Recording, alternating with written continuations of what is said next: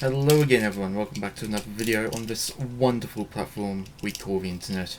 And this time I have some good news regarding the Skyline restoration project, build, whatever you want to call it.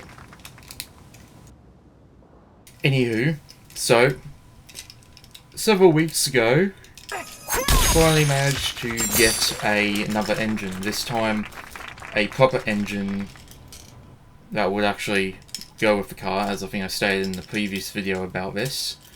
A RB25 DET this time.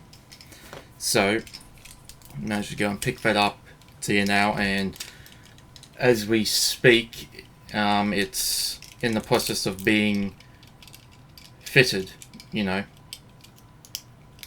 put in the engine bay and all that good stuff, you know. As I said before, we originally had the Neo in there, but because the car was originally had a DET at the factory, certain things can be plugged in and stuff like that, so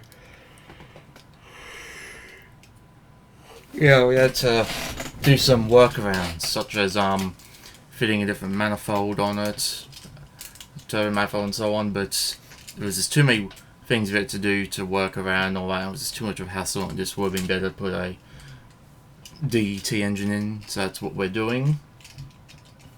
And best part is it's been rebuilt, so we know it's fresh and runs fine. And it has a RB26 DET manifold on it. Aftermarket of that too, from an R33. So that's extra cool. So the Neo is just been taken out about, I'd say, 50 minutes ago. As of recording this, not as of when this video is out, but you know, earlier today. Yesterday and earlier today, took out the Neo. That's that side now.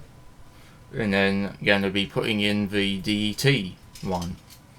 So looking forward to that, and then all that has to be done is just take some things off to put onto the DET, put the Neo manifold back on the Neo, and then put that for sale and get some money back on it.